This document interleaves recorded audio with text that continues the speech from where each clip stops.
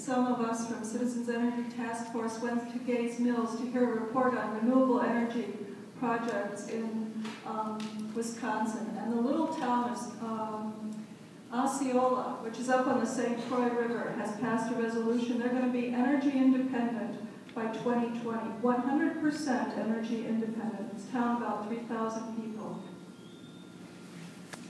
We don't need to do energy.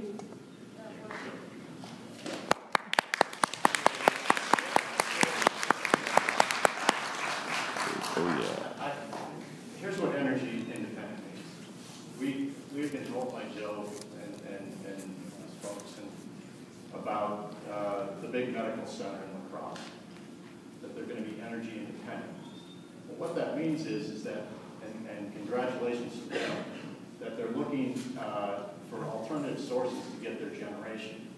And what the big medical center in La Crosse is doing is one of the things they're doing is they're buying wind from a small wind farm near Winona.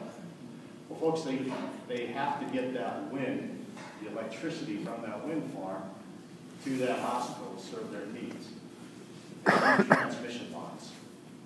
The community, the Osceola, it's the same thing. They're looking at, looked at their stories, what they're talking about is looking at where they can buy wind energy to serve the needs of their community. Once again, the wind energy is not being built for the most part in Wisconsin.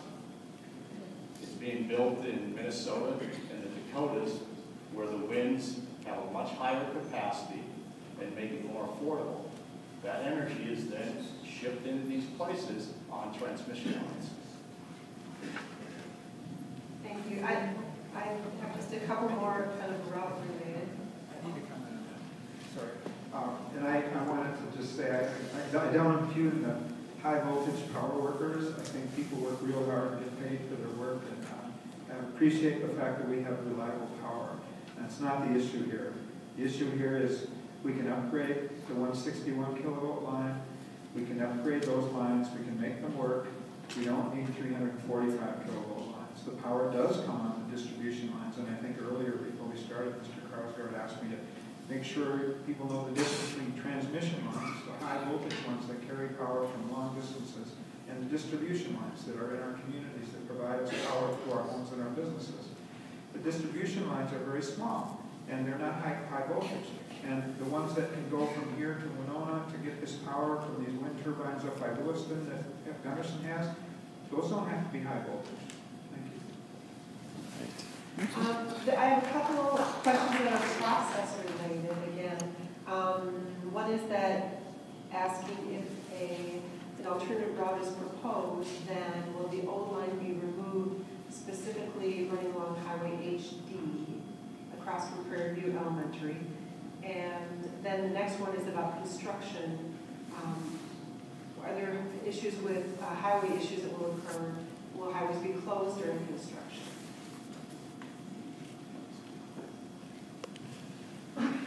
Yeah, and there again, it goes back to the idea of using an existing power line corridor.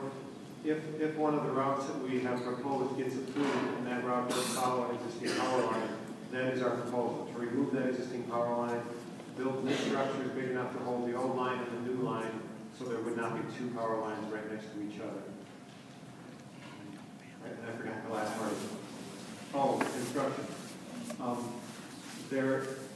If there is a highway closure, it would be for a very short period of time. And Grant, correct me if I'm wrong here, but I think what is done when a line is strung across a highway is there are guard structures built to assure that the wires don't fall onto the highway. So they build temporary guard structures that look like field goal posts to make sure that the line doesn't fall on the highway. And any highway closures would be very short. Thank you. And then the final question is about property values. So what do the power lines do to the value of our properties? If they're to be appraised, do we choose our own appraiser? And will we be compensated for diminished property value? Well, I'm glad we got to that one. I wanted to make sure that you understand that process. If the line goes across your property It's not just the easement that's purchased. The easement is purchased, but the value of that easement is calculated based on the effect of the power line being there on your entire parcel. So the landowner has to be kept whole. If that power line goes across your property, you are compensated for that effect on your property value. And there's bound to be disagreements on what that value is. Our agents come out and on the approved route, our agents begin that negotiation. And if you as a landowner are not happy with the offer that the utilities are giving you, then there's the eminent domain process. And that process allows you to engage in the eminent domain process, which is 3 commissioners get appointed.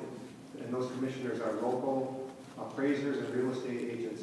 And those 3 commissioners hear your side and hear the utility side, and they are the ones that eventually set the price for that value. So it's a process that makes the utilities stay honest and make sure that we're giving you the right price for the users. I think that one of the problems with property valuation is that, well, we just heard what would happen with one individual's property. If you were a neighbor and this power line, 770 feet high, goes by your property, there's no value, there's no compensation to a neighbor, there's no compensation to the community. If you're in a valley, it destroys the entire beauty of the valley. Only the people who have property where it crosses will be compensated anyway. So this is a far bigger issue than just where it goes in the property when we're talking about 15-story high power line towers.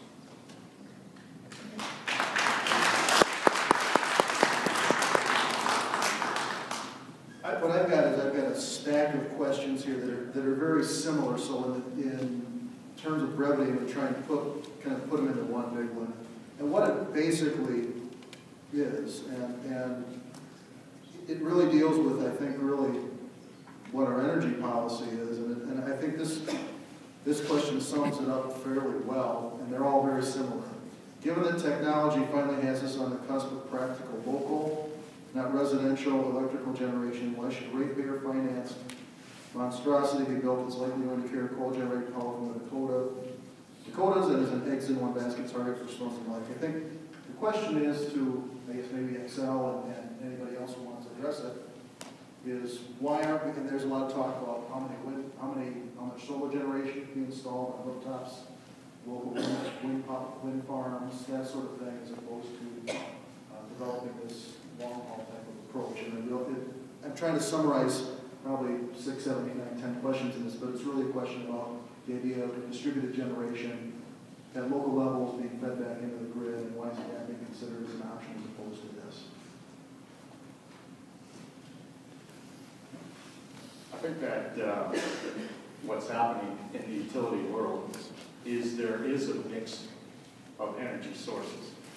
And as I showed a slide earlier, just as far as where things are changing, as far as from more coal to less coal to more gas, less gas to more gas, and same with renewables, is that utilities are looking at all different types of generation mixes.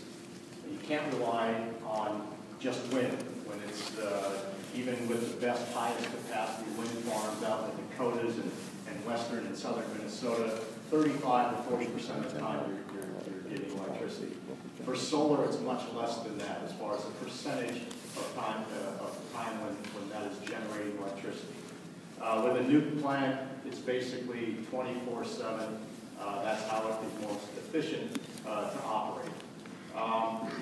In Minnesota, we have something called CBED, Community-Based Energy Development. It's a very successful program, and basically what happens is with the local communities, with farmers who are interested in developing their own energy sources and selling those to the utilities or the local communities,